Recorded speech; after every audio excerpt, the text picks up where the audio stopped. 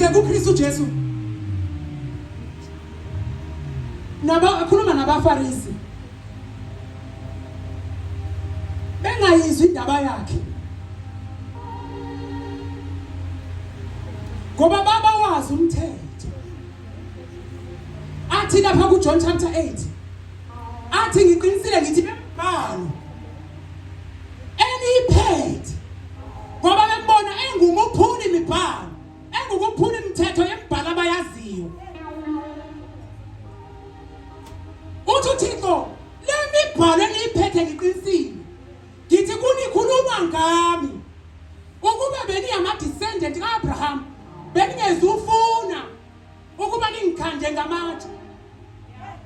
Babefuna ukumkhanda ngamatshe ngoba babengenakho ukuqonda kwembhalo abayiphethe. Babembona engumuphuli imibhalo. Okusho ukuthi nathi singayiphatha lembhalo singayiqondi. Kepha ngomoya lemibhalo yembulwa. Ingabi saba imbhalo esiyiphatha ngezandla. Ngoba imibhalo ebhaliwe eziphepheni zenhliziyo yomuntu.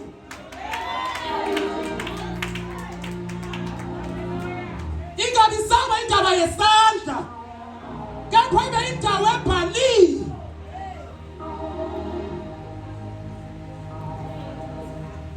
Kepha umoya nangabe singamniki indawo.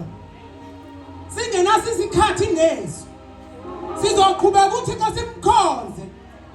Kungamuqondini sidumisa ngokungeyikho okulindelekile.